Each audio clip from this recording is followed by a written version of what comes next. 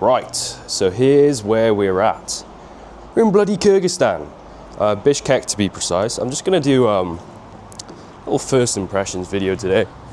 I landed super late last night. It was like, yeah, let's go this way. It was like 6 in the morning. And so I woke up at 4 today, which is fucking gross, but it's what it is. So I'm gonna try and find some food. I'm absolutely famished. And yeah, just kind of get a first impression of the place itself. I'm not gonna be here very long. I don't think I need very long in Bishkek, to be honest. The main thing is going to be further afield, like there's more, the rural areas are meant to be stunning, all that, whatever. I have a little rant about fucking getting a driver's license in the UK for a bike. Shit is so stupid, man. So I did my CBT in, I think, must have been like September or something. So you can do your CBT when you're 16 years old. And all that is just 1 day of very basic training. It's called like compulsory basic training. That just means you're permitted to drive a 125 cc bike. The trouble with that is then if you want to get your full license, you have to be 19. So essentially, if you pass before you're 19, the CBT, you're stuck in this weird limbo where all you can do is ride a 125, which is like, I don't think anyone's going to really go out their way to buy a 125, especially in my case. I'm in the city. Yeah, I passed it at 18, whatever. I could have passed it earlier and had more use out of a 125, but I'm not buying a 125 just to become obsolete in literally like 2 months whenever I do my my A1 and A2, the further advanced kind of training. So it's a stupid system, and all it means is that legally I can drive a motorbike, but I'm not confident because I haven't really ridden in a city. Like, there's no point in the capital city where I'm from. Like, I'm just not going to get enough use out of it. So I'm kind of just going to give it a go. I'm going to see if I can, first of all, rent a bike will be ideal. I do have a couple of places marked on my map. Where do I want to go? I want to go this way. Yeah, I have a couple of places marked on my map. Whether they'll actually be any use is a whole other thing. I heard in Kazakhstan they have horses, which is fucking exciting. I want to try horse. My mum said she had horse and it tasted a bit like beef and lamb, so like mixed together. So if I can find that for breakfast, I'll be buzzing. If I can't, I can't. Anyway, I'll be back when I find some food.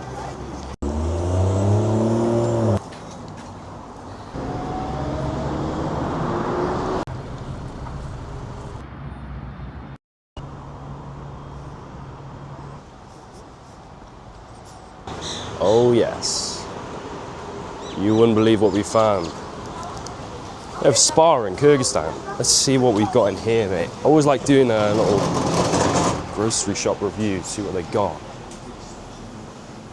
See if there's any funky things going up. And anything familiar as well, it could be. Ooh. Ooh.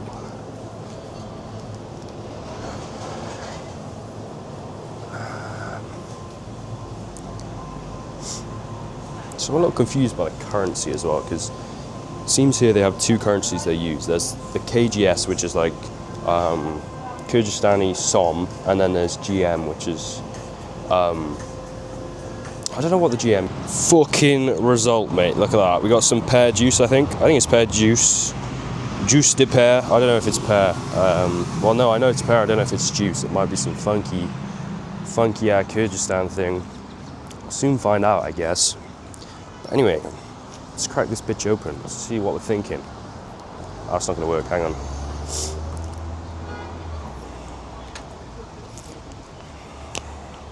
Smell test. Okay, smells nice. Oh, I'll tell you what. That is really bloody lovely, that. Fucking hell, that's lovely. That is bloody lovely, that. Let's see what the nutrition's saying. I reckon it's cooked. If anyone can understand this, shout out. Yeah, I can't see anything about nutrition, so I guess I'll just live in an ignorant bliss for a while I consume this radioactive pear juice. And it was priced for the whole bottle, which is like a litre, at 62 something. This big ass construction, man. Oh yeah.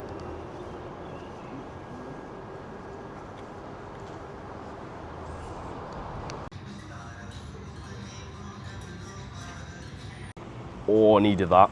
That bloody Indian has worked wonders. I've had like a blocked nose, you know, I'm sure other people get it when you go on an airplane, and it's like air conditioning, man, it just plugs up my nose. Well, you can hear it now, fuck.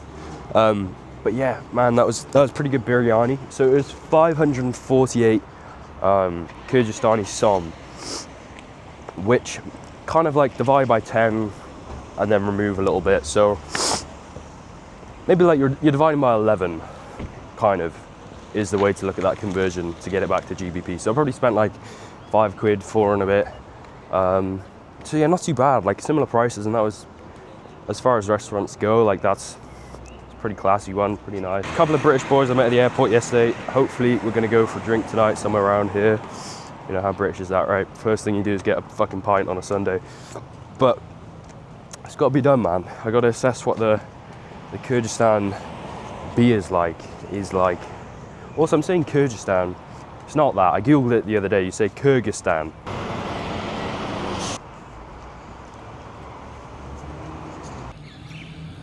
Oh dear. There has been a crash, unfortunately. How do I zoom in on this shit? Hold up.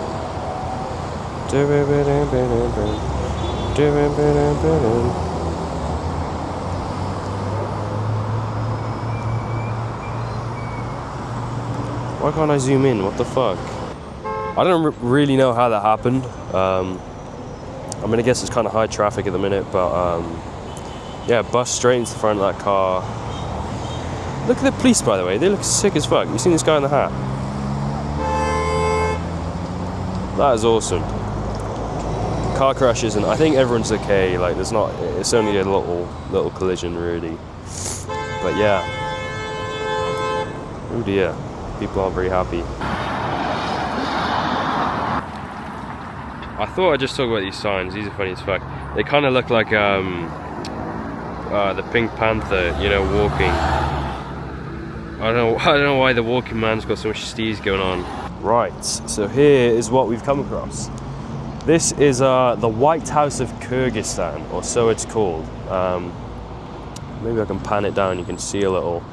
Beautiful trees, by the way. I don't know, the trees here are majestic, the nature's phenomenal.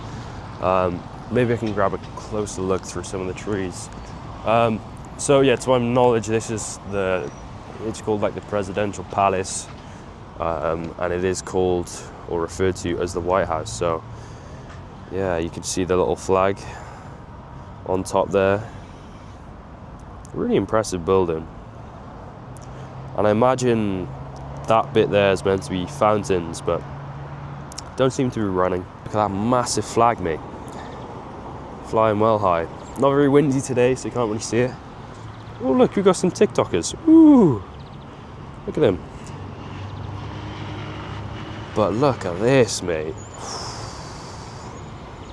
Cool. Really cool. Right, so here is a cool little spot. This is what's known. First of all, look at these trees. Before we even go onto the monument ahead, we got Diego. He's carved himself into a tree. I wonder what Diego's up to these days. Oh, and that's pretty good as well. But yeah, right in front of us, we have what's known as the Friendship of Nations Monument. So this was built to honor the 100th anniversary of the annexation of Kyrgyzstan by Russia. I think it was built in 1976, if I remember correctly. And you can see a bunch of mothers, well, they're meant to be mothers, amidst this massive marble pillar. Yeah, so annexation, I had to Google it. I didn't really know what it was, but it's the incorporation of a piece of land into another kind of larger entity or country. So, you know, Russia, USSR, all of that. Soviet nonsense. Maybe nonsense, not the best way to put it. But yeah, cool statue. I'm glad they've kept it even after their separation. Look at it.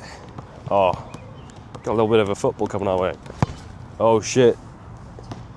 That didn't go very well. Anyway, yeah, people playing football here. We've got fucking Kyrgyzstan flag, mate. It's awesome. Can you imagine that though? Just, you know, going for a little game of football and you're playing at like a really historically significant monument. Why not though, right? Like, Kyrgyzstan gained their independence, all that. Why not use the old fucking USSR monument as a volleyball ground? I rate it. Anyway, we're not far now from the other big monument, so yeah. So we have arrived at the Alatu Square. You can see here two very well dressed guards. They're guarding a huge flag. Maybe you can see the scale of it better now. And right here we have what's known as the Alatu Mana statue. I've definitely butchered this guy's name, but essentially he was a big hero in Kyrgyzstan who united about 40 tribes. And this was erected in 2011 to honor the 20th anniversary of Kyrgyzstan's independence. And it is a phenomenal looking statue. I mean, yeah, right here in the center. And this is the rest of the square behind us. So we'll get over there in a minute. There's a bit of history to talk about. But yeah, I think this is cool.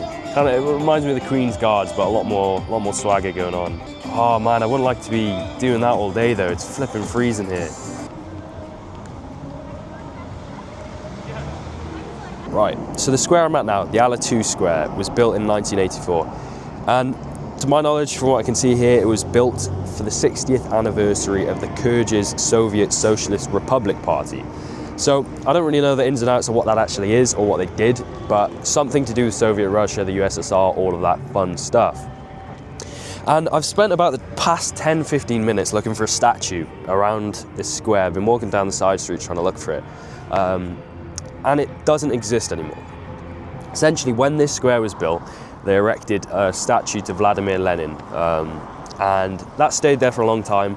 And I believe when they gained their independence, they stripped it down. They took it down. They moved it somewhere else in the city, so I'm going to see if I can find it. But instead, they erected a statue called the Erkendik statue, and it was essentially a woman on a horseback, and it looked like she held some like spiked halo thing in her hand. That's not what it was. I don't really know what it was, because it's not here anymore. But that's the best way I can kind of put it over in words. And now that statue, which I thought would still be here, has been removed and replaced by the Alatu Mana statue, which we saw off in the distance, the big guy on the horse in front of the Kyrgyzstan flag. So yeah, if you come here expecting that, I was kind of excited to see it. I mean, in my opinion, the Alatu Mana statue is more impressive. They built that for the 20th anniversary of their independence. What the fuck? I think my friend Seth fell on the floor here. Anyway, I'm gonna try and sneak a little bit of a video here. Maybe you can see these military people. Pretty cool uniform. Like their fur hats. I'm gonna see if I can copy like a old military replica fucking fur hat. Looks phenomenal.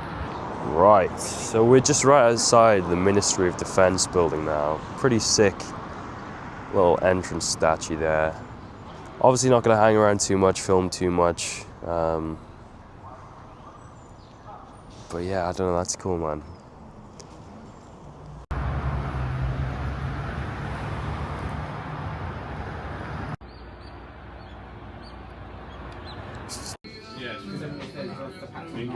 Yeah, exactly. True, actually, yeah. 90s.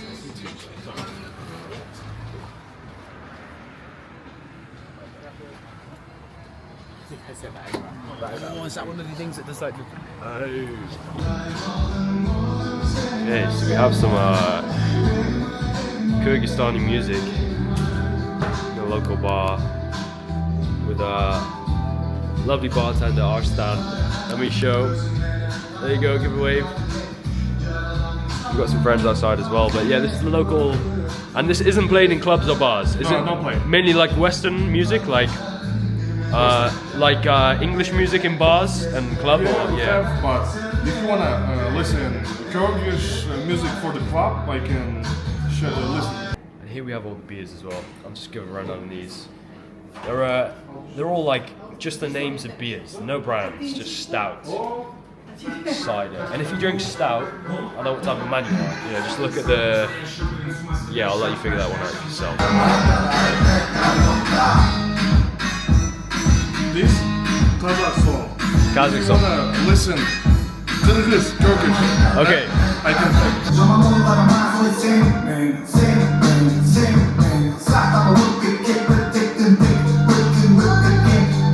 Yeah.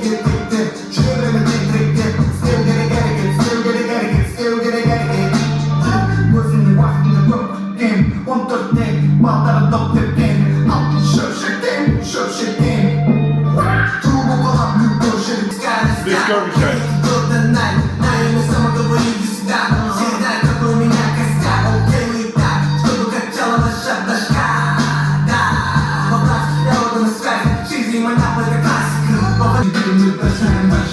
You listen to this, like this is Kyrgyzstani people listen to this. Yeah, it's our national music. It's fire. It's Man. our rap.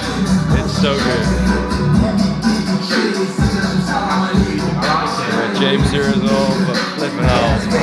UK, Central C, Central C, yeah. Dave, A$AP Ferg. is he the best Kyrgyz rapper you think? This first rapper. He's the best, you think? Or? He's best. Right now. But you can. He song about bad life, like, you know, like trapping. Trapping, yeah. In the bando, mate. Yeah, love it. This revolution.